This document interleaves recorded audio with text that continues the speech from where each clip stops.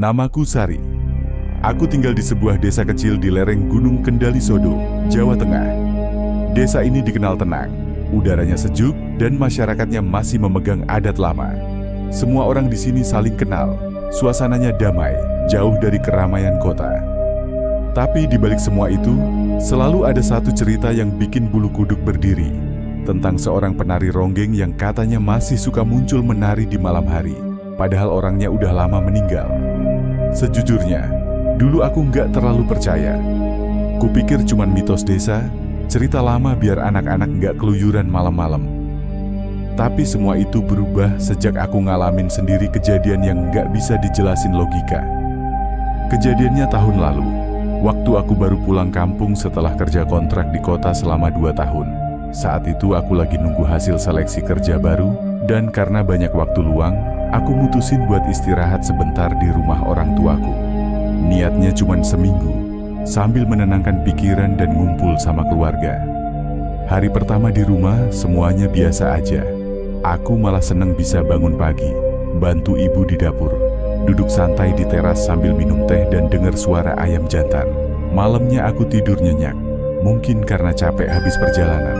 Tapi malam kedua, semuanya mulai berubah.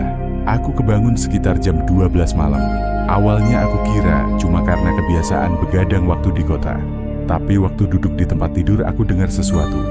Suara musik, bukan suara radio, bukan juga suara TV. Suaranya halus banget, samar, seperti alunan gamelan dari kejauhan. Pelan, tapi teratur. Dan yang bikin aku merinding, itu bukan musik biasa. Nadanya terdengar kayak iringan tarian tradisional. Perlahan, tapi menyayat. Aku duduk diam, nunggu suara itu hilang.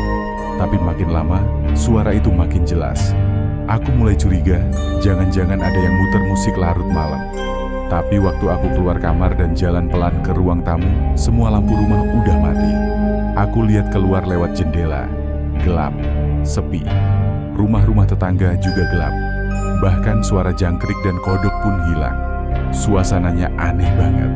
Aku beranikan diri buka pintu dan berdiri di teras. Angin malam berembus pelan, tapi tiba-tiba berhenti. Udara jadi dingin. Aku peluk badan sendiri sambil merhatiin arah suara gamelan yang sekarang jelas banget. Dan waktu aku lihat ke arah sawah, hatiku langsung mencelos. Di pelataran tanah lapang bekas panggung rakyat, yang sejak aku kecil udah gak pernah dipakai lagi. Aku lihat seseorang berdiri. Awalnya aku pikir cuma bayangan. Tapi makin lama aku perhatiin, sosok itu makin jelas. Seorang perempuan, pakai kebaya merah tua dan kain jarit coklat. Rambutnya disanggul rapi, tubuhnya kurus dan tinggi. Dia berdiri di tengah lapangan, di tempat panggung tua itu dulunya ada. Dan yang bikin aku nggak bisa berpaling, dia mulai menari, pelan, gemulai. Setiap gerakannya seolah punya makna. Lengannya terangkat anggun, jemarinya lentik mengayun, kakinya melangkah ringan di tanah yang gelap. Tapi nggak ada suara selain gamelan yang mengiringinya. Dia menari sendirian, tengah malam, tanpa penonton.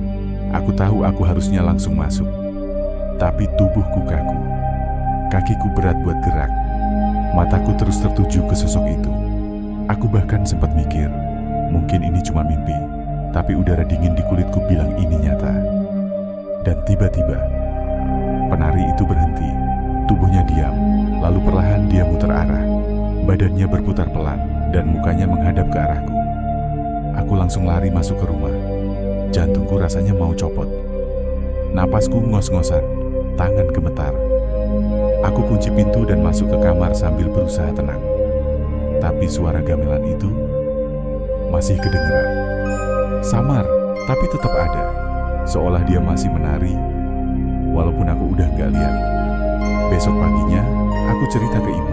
Awalnya aku mikir ibu bakal bilang aku capek atau halu. Tapi ekspresi ibu berubah drastis. Mukanya pucat, tangannya langsung gemetar waktu narik kursi dan duduk. "Kamu lihat dari mana?" tanya ibu pelan. "Dari depan rumah."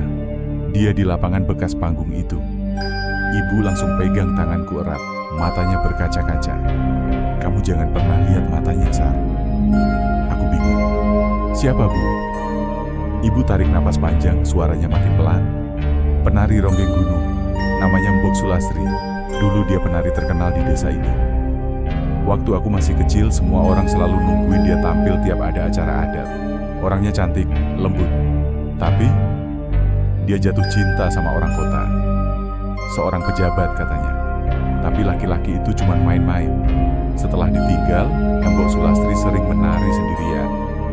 Malam-malam, katanya buat nunggu laki-laki itu datang lagi. Aku merinding dengar cerita itu. Tapi beliau belum selesai. Sampai suatu malam purnama di bulan Suro, Mbok Sulastri nari sendirian di panggung itu. Lama, dari malam sampai subuh. Waktu warga nemuin dia udah nggak bernyawa. Tubuhnya menggantung di tiang belakang panggung. Tapi yang aneh, wajahnya senyum. Dan di bawah kakinya ada bunga melati berserakan. Aku diam, merasa kayak baru masuk ke dunia lain. Ternyata, tempat yang aku lihat semalam itu tempat dia bunuh diri. Tapi yang bikin aku makin gak tenang, itu belum selesai. Ibu ngelihat aku dengan wajah tegang. Sejak malam kamu lihat dia akan mulai muncul lagi. Aku cuma bisa terdiam, badanku gemetar. Dan malam-malam setelah itu, terbukti ucapan ibu bukan cuma cerita lama. Gamelan itu muncul lagi. Kadang jam 1, kadang lewat tengah malam. Kadang suaranya jauh, kadang terasa kayak datang dari dalam rumah. Aku udah gak berani keluar malam. Tapi setiap kali aku tutup mata, aku selalu lihat dia. Menari dalam gelap, kadang sendiri, kadang di antara bayangan-bayangan orang yang berdiri diam tanpa wajah. Dan aku tahu, cerita ini belum selesai. Karena bukan cuma aku yang mulai lihat penari itu. Sejak malam aku lihat penari itu, semuanya berubah. Aku gak bisa tidur nyenyak. Tiap malam ada aja yang bikin aku terbangun. Entah suara gamelan, angin dingin yang masuk dari celah jendela, atau bayangan samar yang cuma kelihatan sekilas di pojok kamar. Tapi yang paling bikin aku takut, aku selalu merasa dia ada di luar. Nunggu, menari. Aku udah coba alihin pikiran. Siang hari aku bantu ibu ke kebun, ngobrol sama tetangga, atau sekadar jalan-jalan ke warung bawah. Tapi walaupun matahari terang, rasa gelisah itu masih ada. Bahkan waktu siang pun, aku suka dengar suara langkah di loteng. Padahal rumah kami rumah joglo tua yang gak punya loteng beneran.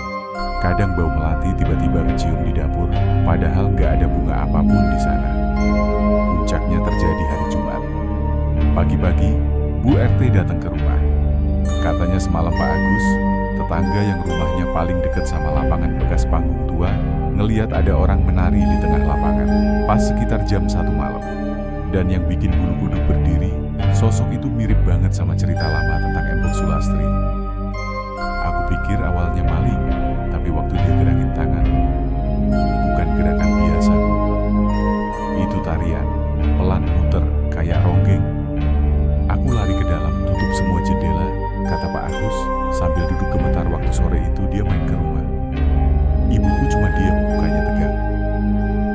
Aku duduk di sebelah ibu, tangan dingin karena aku tahu apa yang dilihat Pak Agus itu sama persis sama yang aku lihat malam pertama. Dari situlah desas-desus mulai muncul lagi di desa. Orang-orang yang sebelumnya udah lupa sama kisah penari gunung itu mulai ngomongin lagi. Katanya, setiap beberapa tahun sekali, arwah Mbok Sulastri akan muncul. Nyari pengganti. Entah maksudnya apa, tapi menurut cerita tetua desa, dulu pernah ada seorang gadis yang katanya kesurupan dan tiba-tiba bisa nari ronggeng meskipun sebelumnya gak pernah belajar. Seminggu setelah itu, gadis itu hilang. Cuma sandal jepitnya yang ketemu di dekat panggung tua. Awalnya aku mikir, mungkin itu kebetulan. Tapi malam itu aku mimpi. Mimpi yang aneh dan terlalu nyata. Dalam mimpi itu aku berdiri sendirian di tengah panggung tua. Semua gelap, tapi entah dari mana cahaya rembulan menerangi aku. Aku pakai kebaya merah. Sama persis kayak yang dipakai penari itu. Di sekelilingku ada bayangan-bayangan hitam berdiri diam. Gak punya wajah, gak bergerak, cuma menonton. Dan di depanku, ada dia.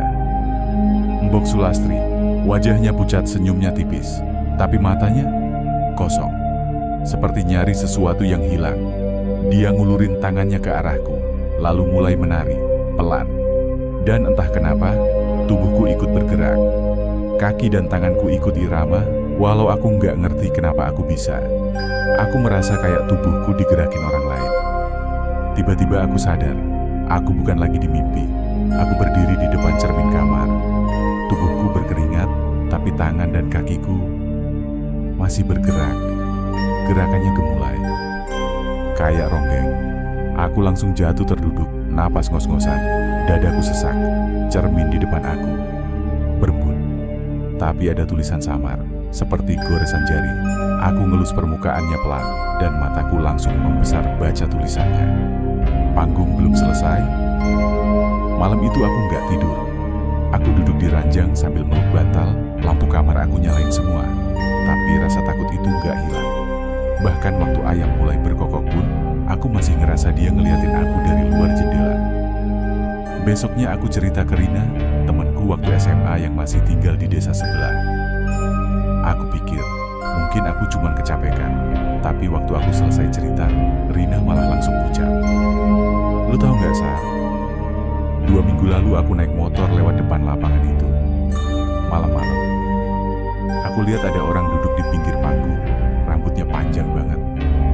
Aku kira penjual jamu yang nyasar. Tapi pas aku lewat pelan-pelan, dia senyum ke arahku. Dan tangannya megang kepala bayi. Aku nahan napas. Kepala bayi? Rina angguk pelan. Bukan boneka, Sar. Mukanya hancur. Aku langsung mual. Pikiranku muter-muter antara mau percaya atau nyangkal. Tapi makin banyak kejadian aneh yang terjadi, makin aku sadar. Ini bukan kebetulan. Malam-malam berikutnya, suara gamelan gak cuma muncul di rumahku. Tetangga mulai dengar juga. Ada yang ngelihat sosok perempuan lewat di bawah pohon pisang. Ada yang ngaku mimpi diajak nari di atas panggung. Bahkan anak kecil yang tinggal di ujung gang bilang dia diajarin lagu aneh sama mbak-mbak cantik yang rambutnya panjang banget.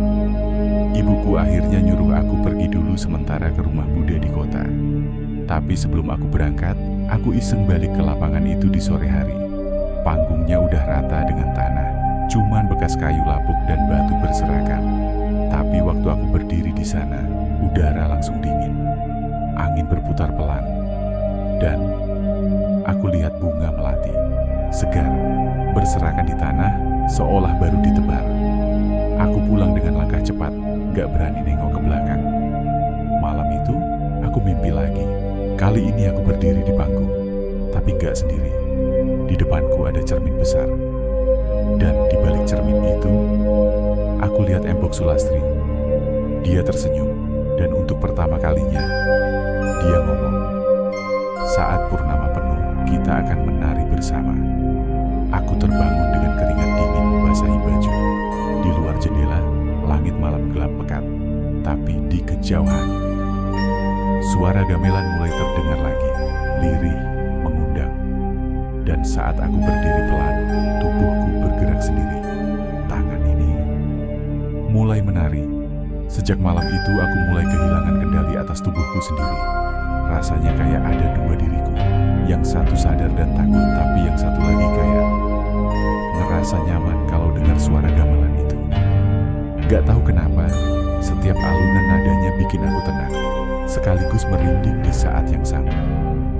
Lebih anehnya lagi, aku mulai hafal gerakan tarian ronggeng, padahal aku gak pernah belajar. Tanganku bisa bergerak sendiri diiringi irama yang entah muncul dari mana. Bahkan kadang pas aku ngaca, aku lihat bayangan di belakangku, sosok perempuan dengan kebaya merah, rambut panjang, dan tatapan kosong. Aku bilang ke ibu kalau aku udah gak kuat, pengen segera pindah ke rumah Bude. Tapi ibu malah makin panik, wajahnya pucat kayak orang habis lihat hantu. "Sar, kamu udah terlalu dekat sama dia. Kalau kamu pergi sekarang, dia bisa ikut, dan itu jauh lebih bahaya." Aku gak ngerti maksud ibu, tapi dari nada bicaranya, aku tahu ibu gak bercanda. Malamnya, aku dengar ibu ngobrol pelan sama Pak Lurah dan 2 orang tua kampung. Suaranya sayup-sayup, tapi aku tangkap beberapa kalimat yang bikin Dia muncul lagi. Sudah saatnya bulan purnama. Kalau benar Sari yang dipilih, kita harus cepat.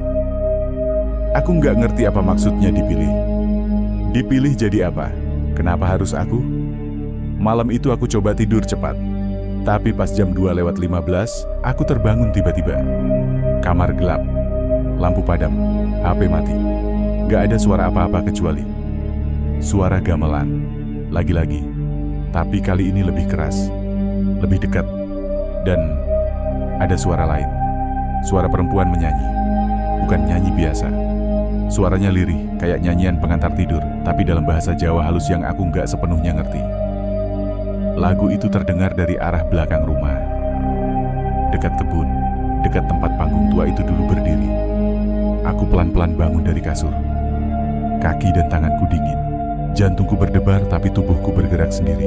Kayak dituntun. Aku jalan keluar rumah tanpa sadar. Kaki ini seperti nggak bisa diajak kompromi. Aku ngelewatin dapur lalu pintu belakang. Udara malam langsung menyambut, dingin. Tapi gamelan makin keras. Dan di tengah lapangan yang kini cuma rumput dan tanah, aku lihat banyak orang berdiri dalam lingkaran.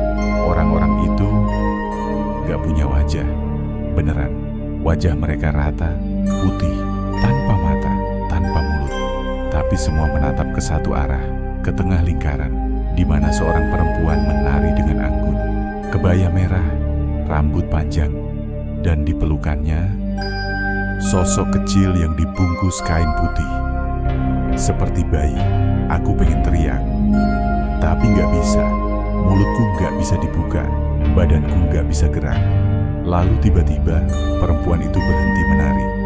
Dia perlahan mengangkat wajahnya dan menatapku langsung. Mata kami bertemu, dan dalam detik itu semuanya jadi gelap. Begitu aku sadar, aku udah duduk di ruang tengah. Pagi, ibu duduk di sebelahku sambil megang segelas air putih yang udah dikasih bunga melati. Di sekitarku ada Pak Lurah dan beberapa tetua kampung. Wajah mereka serius. "Sari, kamu kerasukan semalam," kata Pak Lurah pelan. "Kamu nangis, Nari, lalu ketawa sendiri. Suara kamu berubah, bukan suara kamu lagi." Aku cuman bisa bengong. Di tangan kiriku ada bekas goresan merah, seperti dicakar. Di leherku juga terasa panas, dan waktu aku ngaca, ada bekas sidik jari, seolah seseorang mencekik pelan waktu aku nggak sadar. "Apa maksud semua ini?" tanyaku sambil berusaha tenang. Pak Lurah menjelaskan, ternyata setiap 15 tahun sekali, tepat saat bulan purnama penuh di bulan Suro, arwah Mbok Sulastri akan muncul untuk mencari pengganti. Sosok perempuan muda dari desa yang dianggap layak untuk meneruskan tarian terakhirnya. Tapi bukan sebagai penghormatan, melainkan sebagai tumbal. Karena dulu, malam saat Mbok Sulastri bunuh diri, ia bersumpah di atas panggung. Kalau cintanya tidak kembali, dia akan terus menari. Dan menari. Sampai ada yang menggantikan tempatnya. Dan aku yang dia pilih. "Ada satu cara," kata salah satu tetua kampung. "Kita harus selesaikan tarian terakhirnya. Tapi bukan kamu yang nari. Kita harus undang penari ronggeng asli, orang sakti, yang bisa tutup gerbang tarian itu." Malam harinya, kampung mengadakan semacam ritual kecil. Beberapa orang duduk melingkar, membaca doa, dan membakar dupa. Dari desa seberang, datang seorang penari ronggeng tua yang katanya udah puluhan tahun tinggal di kaki gunung. Dia tidak banyak bicara, tapi waktu matanya bertemu denganku, dia hanya bilang pelan, "Kalau nanti dia datang lagi, jangan balas tatapannya." Malam itu aku gak berani tidur. Semua jendela ditutup, dupa menyala di pojok kamar. Tapi sekitar jam 12 lewat, gamelan itu kembali terdengar. Kali ini, lebih nyata, seperti berasal dari bawah rumah. Dan kemudian, suara langkah, pelan, menyusuri teras, lalu pintu depan terbuka perlahan. Cit! Aku menahan napas. Dari balik pintu kamarku samar-samar terlihat bayangan lewat. Sosok perempuan dengan kebaya merah. Tapi kali ini dia gak nari. Dia jalan pelan, mendekati pintu kamarku. Aku ingat pesan penari tua tadi. Jangan tatap matanya. suara itu, suara gamelan dan tangisan bayi, semakin menggoda. Suara langkahnya makin dekat. Dan akhirnya, pintu kamar terbuka. Waktu pintu kamar terbuka, udara dingin langsung masuk. Dingin yang aneh, bukan kayak hawa malam biasa. Rasanya kayak masuk ke tempat kosong, ke ruangan yang gak ada waktu dan kehidupan. Aku masih duduk di pojokan kasur, selimut nutupin setengah badanku, tangan gemetar, jantung kayak mau copot. Dia muncul dari balik pintu. Mbok Sulastri. Sosok yang sama persis kayak malam-malam sebelumnya. Kebaya merahnya mengambang pelan kayak tersapu angin. Wajahnya pucat, tapi bukan pucat biasa pucat, kayak nggak pernah kena sinar matahari selama puluhan tahun. Matanya sayu, kelihatan kosong. Tapi entah kenapa aku tahu, dari tatapan itu ada rasa sedih yang dalam banget. Dia berdiri di depan pintu, nggak masuk, cuma diam. Tangan kanannya menggendong sosok kecil yang dibungkus kain putih, seperti bayi. Tapi kali ini, gak ada suara tangisan. Hening, hanya suara nafasku yang tercekat. Lalu perlahan dia melangkah masuk. Langkahnya gak terdengar, tapi lantai kayu di kamar berderit pelan tiap kali kakinya menapak. Aku berusaha menunduk, nutup wajah. Ingat pesan penari tua, jangan balas tatapannya. Tapi susah, rasanya. Ada yang menarik wajahku buat ngelihat. Ada daya paksa yang lembut, kayak bisikan yang bilang, lihat aku, temani aku menari terakhir kali. Dia berdiri di ujung kasur. Diam. Aku bisa ngerasain hawa dinginnya nembus kulit sampai ke tulang. Tanganku gemetar makin parah. Keringat dingin ngucur dari pelipis. Dan tiba-tiba, gamelan itu kembali terdengar. Tapi kali ini bukan dari luar, tapi dari dalam kepalaku sendiri. Suaranya pelan, sendu, kayak musik penutup dari kisah lama yang gak pernah selesai. Lalu dia mulai bergerak, pelan. Tangannya terangkat, kakinya melangkah kecil ke samping. Gerakan yang indah, tapi menyedihkan. Seperti orang yang sedang menari dalam duka. Dan aku tahu, itu tarian terakhirnya. Aku gak bisa tahan. Mataku akhirnya menatap ke arah wajahnya. Dan mata kami bertemu. Dunia langsung berubah. Tiba-tiba, aku ada di panggung tua. Bukan panggung yang rusak seperti sekarang, tapi panggung kayu yang masih berdiri utuh.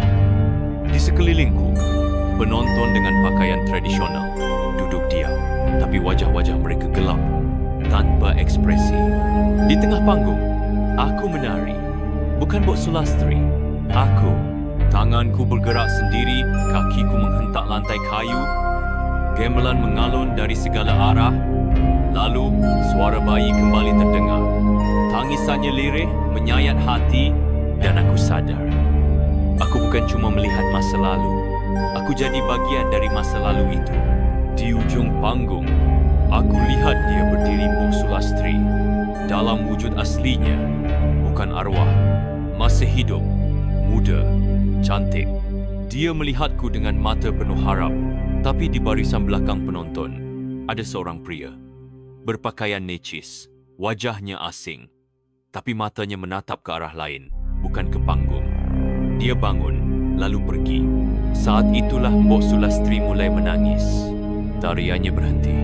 Ia jatuh, berlutut di panggung. Dan semua penonton menghilang. Tiba-tiba semua gelap. Dan hanya tinggal aku dan dia. Dia mendekat, memegang tanganku. Matanya sembab. Aku hanya ingin menari. Sampai dia melihatku lagi. Kalimat itu terngiang di kepalaku. Pelan, pelan sekali. Lalu dia menatapku dan bilang, "Terima kasih Sari, kau sudah menyelesaikannya untukku." Lalu dia menghilang. Gamelan berhenti. Bayi itu juga tak ada lagi. Dan aku tersadar. Aku kembali di kamarku. Ibu duduk di sebelahku, menangis sambil memegang tanganku. Penari tua berdiri di depan pintu, matanya berkaca-kaca. Semua dupa telah padam. Tapi suasananya jauh lebih ringan. Tidak ada hawa dingin. Tidak ada suara gamelan. Tidak ada tangisan. Pak Lurah datang tak lama kemudian. Dia bilang, "Kamu berhasil, Sari. Dia sudah tenang sekarang." Tarian terakhirnya sudah selesai. Beberapa minggu setelah kejadian itu, aku memutuskan tetap tinggal di desa untuk sementara. Banyak yang bilang aku orang pilihan, tapi aku nggak merasa hebat. Yang aku tahu, Mbok Sulastri hanya butuh seseorang yang benar-benar melihatnya, yang mau dengar ceritanya, yang ngerti kenapa dia terus muncul, menari, menunggu. Sejak malam itu, tidak ada lagi suara gamelan di tengah malam. Tidak ada lagi sosok penari di tanah lapang dekat sawah. Panggung tua itu akhirnya dibongkar dan dijadikan taman kecil dengan batu nisan kayu sederhana. Di situ tertulis, untuk Mbok Sulastri, penari terakhir, Gunung Kendali Sodo. Dan setiap malam bulan purnama, aku selalu meletakkan bunga melati di sana sebagai ucapan terima kasih karena dia telah menunjukkan padaku bahawa cinta yang tulus, meski menyakitkan, bisa mengikat sampai ke alam lain, tapi juga bisa dilepaskan dengan tarian terakhir.